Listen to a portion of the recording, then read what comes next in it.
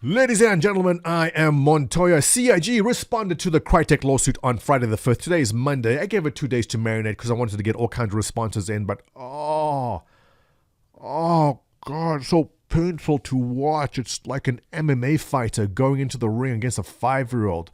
Cry wrecked. Huh? Yes, I do write my own material here. But oh boy, yeah. First of all, I gave it a couple of days. I wanted to get as many responses as possible. But my good friend Leonard French, actual real lawyer and YouTuber, did an hour-long live stream where he went through every single line of the response. He read it out and he gave his professional opinion. And his conclusion was...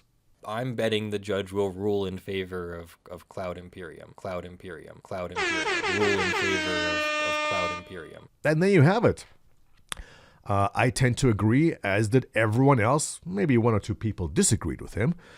But it's right there in the GLA itself. I'm loving that we use acronyms like GLA now, meaning Game Licensing Agreement. But Exhibit A in the CIG response puts it right over here. And we'll go to the very first paragraph, or first line over there. So I guess is maybe a second paragraph to be more correct. And if you recall, one of the things, the very first thing that Crytek claimed, which I thought had merit, is that they said they sold the game license for them to make one game. But because they're making Squadron 42, they're going to sue you. And I said, well, it sounds like they have a case. But the reason that Crytek did not submit the GLA in their complaint was that the actual GLA they signed destroys their own argument. It's unbelievable. Let's read right here. Whereas licensee desires to use and Crytek desires to grant the license to use the CryEngine for the game entitled Space Citizen. Now, Space Citizen was the original name. It changed to Star Citizen shortly after. Here's the important part. And it's a 3-letter word, a conjunction of sorts. And its related space fighter game, Squadron 42. It's right there. Together hereafter, the game. The game means Star Citizen and Squadron 42. It's right there. Second paragraph. You can't miss it. Unbelievable. So, now this is very obvious. It's not that Crytek thought that they could get away with it. Here's the thing. We'll get to that at the end. But let's go a little bit deeper, right? One of the other big issues they brought up, Crytek was trying to accuse Ortwin, who is the lawyer at CIG, of not recusing himself from this case because Ortwin had worked with Crytek in the past. Now, this conflict of interest is a big thing. Like, you can't have a conflict of interest as the lawyer. You have to be able to go in without bias, unless you have a waiver that is signed by that party. Does Ortwin have such a waiver? Well... shocking. Page number 3, line 11. Mr. Frameless Law Firm had obtained a written conflict waiver signed by Crytek prior to negotiating the GLA on behalf of CIG. Seriously. This goes on and on and on. CIG destroys them with this response. Now, Crytek has 14 days to respond. But here's the thing. If I was a judge, and my parents would have loved that, but if I was a judge, and right there in the second paragraph of the GLA, you're already destroying everything that Crytek is saying, odds are everything else is going to crumble below that too. And it does. Now, does Crytek have something somewhere? They may. We'll probably see within the next 2 weeks with a response. But it goes on, and CIG just owns them in every way possible. And like I said, it's pretty sad. So... here's the story now. The story is not that CIG destroys them here. The question is why. Crytek knows very well they signed the waiver that allows Ortwin to deal with CIG. Crytek knows very well they signed the GLA that allows CIG to make Star Citizen and Squadron 42. Knowing this, why do they do this then? And the answer is obvious to everyone.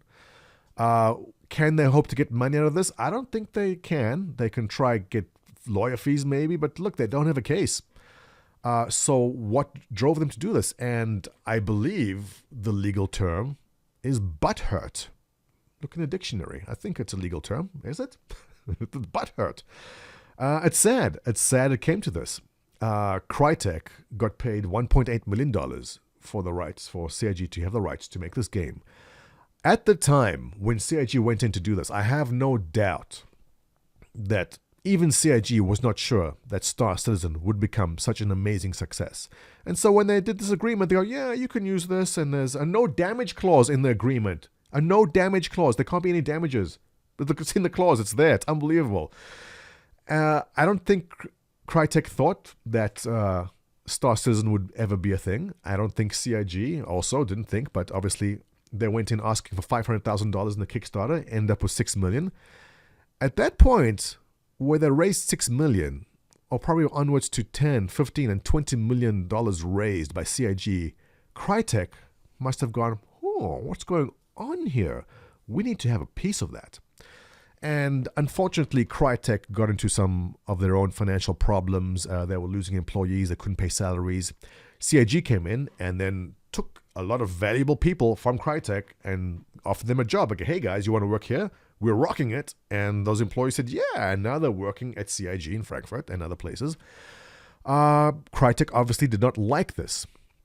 So what can Crytek do to really give it to CIG?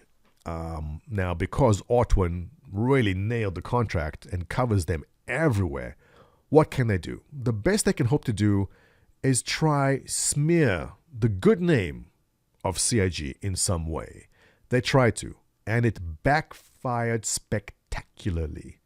It backfired big time on Crytek, which, like I said in the beginning, is pretty sad. I mean, I always had the fondest memories of Crytek, but after this, they're cooked.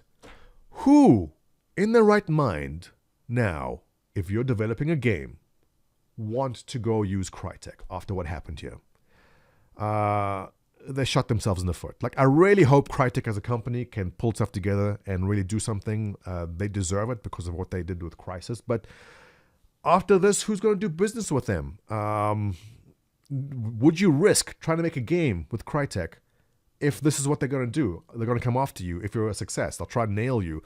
Even though your contract is ironclad, it's solid, they'll still come after you for frivolous things they know they will lose. Well, it's unfortunate. It's overall a very sad day for Crytek. But again, hey, it's not over yet. They have 2 weeks to respond. Let's wait and see what they say, if anything at all. Or like Leonard French says, the judge will just toss it out right now. Let's see.